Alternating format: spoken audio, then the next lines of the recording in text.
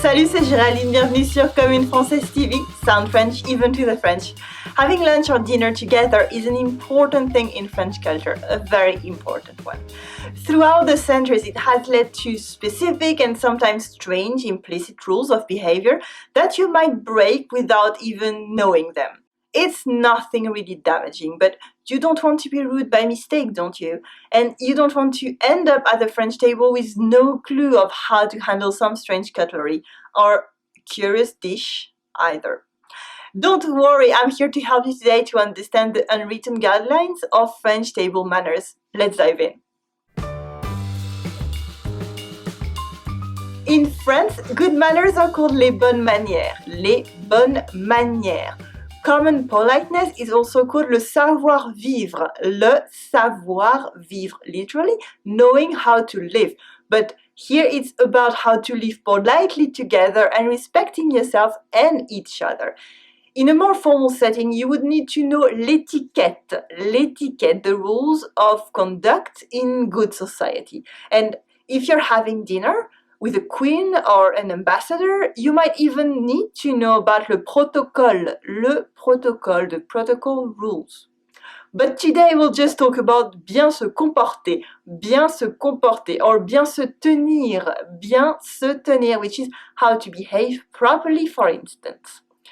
When you're invited for dinner at a friend's house with your friends, business partners or in-laws, for example, you can apply all this. Let's kick off with a few general rules which will be useful all around. First, ne faites jamais quoi que ce soit avant que votre hôte ne le fasse en premier. Ne faites jamais quoi que ce soit avant que votre hôte ne le fasse en premier. Never do anything before your host does it first. Whether it's drinking wine or mostly commencer à manger, starting to eat. Commencer à manger. We wait for la maîtresse de maison, or le maître de maison, the host of the house, before we start a meal. Anyway, ne vous jetez pas sur la nourriture. Ne vous jetez pas sur la nourriture. Don't pounce on the food.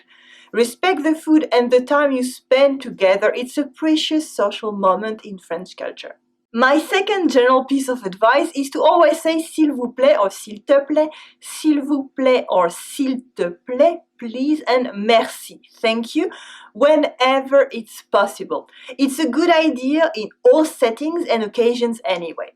Third, if you're not sure of what to do, wait a second and if you can, take a cue from your table neighbor, votre voisin de table, votre voisin de table.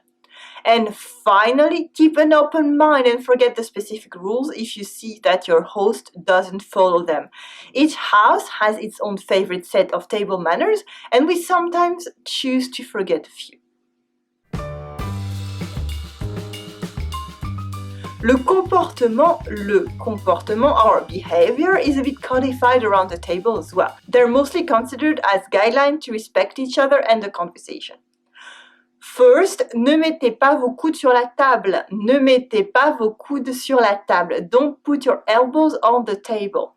There's a sentence that French parents and grandparents typically repeat to children from the moment they can understand. Also, in France, your hands should be above the table at all times. Physically, don't fidget on your chair, and when you talk, try not to talk too loud or make des grands gestes, wild gestures. Though you might find out that French people tend to do that as well if the conversation gets heated or passionate. On a smaller scale, ne mettez rien sur la table. Ne mettez rien sur la table. Don't put anything on the table like your wallet, your keys, or your phone. And of course, don't smoke. Now, it might happen that you need to go to the bathroom or take a phone call. In that case, say excusez-moi. Excusez-moi, excuse me before leaving the table. But try to avoid this situation though and never take a phone call at the table. That's obvious anyway. Another thing that may happen, if you spill something on the table, n'en faites pas toute une histoire. N'en faites pas toute une histoire. Don't make a big fuss out of it. It's unfortunate, but own it. Excuse yourself, try to fix it, and move on. Now, the last rules of behaviors are more specific to a meal and quite usual. Of course, ne parlez pas la bouche pleine. Ne parlez pas la bouche pleine. Don't talk with food in your mouth. Don't slurp either, and eat with your mouth shut without making noises. And finally, ne salez pas avant de goûter. Ne salez pas avant de goûter. Don't salt your dish before tasting it. It's a habit some people have, but it shows a mistrust of the cook. You might still put some salt after your first mouthful since everyone has different taste, but wait till then. And before starting a meal, you might say bon appétit, bon appétit, enjoy your meal.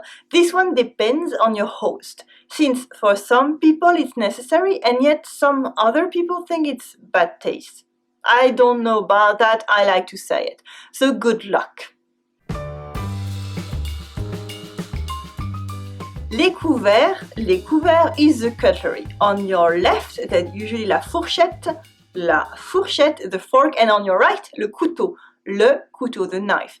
You're supposed to use your knife only when it's necessary. Don't hold it from the middle, but from the end by le manche, that's le manche, the handle. When you're cutting something, don't raise your elbows to the outside, that's pretty obvious. Some dishes are supposed to be eaten with your fingers, like cherries, or the really unusual les cuisses de grenouille, frog legs. But when in doubt, always use your cutlery. And sometimes you might find that there are several knives and forks beside your plate, such as le couteau à poisson, the fish knife, and la fourchette à escargot, the fork for snails. You're supposed to start with the furthest pair of cutlery and end with the closest to your plate. But if you don't know the use of a special fork, just ask. Obviously, boire, to drink, follows some sophisticated rules in France. Les verres, the glasses for instance. You might find several glasses behind your plate. The biggest one stands on the left and is used for water, and the glass or glasses for wine come after, with the taller one being for red wine and the smaller one for white wine. But to be fair, there also might be only one glass for both wines or one glass for everything. It depends on the setting. You can drink water as you want and refill your glass yourself, but for wine you should wait for the host to offer to pour you some wine. In any case, we refill empty glasses only. If you don't want any more wine, just leave un fond de vin, some wine at the bottom of your glass. Then you won't have to firmly refuse encore un petit verre, yet another small refill.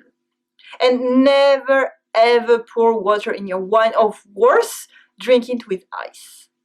If you're drinking un grand cru, a famous wine, take your time to appreciate it, sip it and compliment the choice. For instance, il est très bon, this one is very good.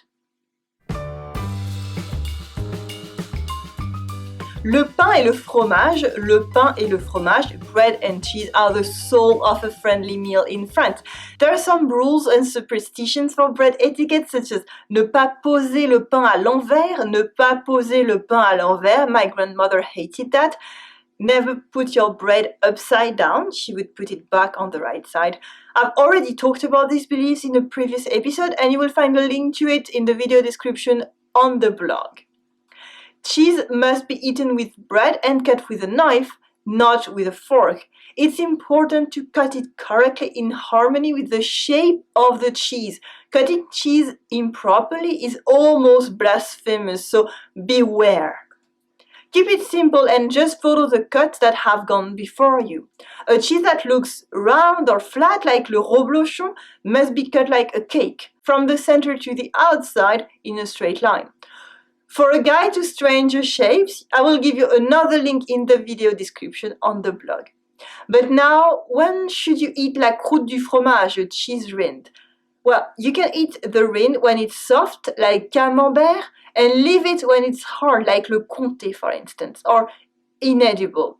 Well, as usual, simply follow your neighbor's example.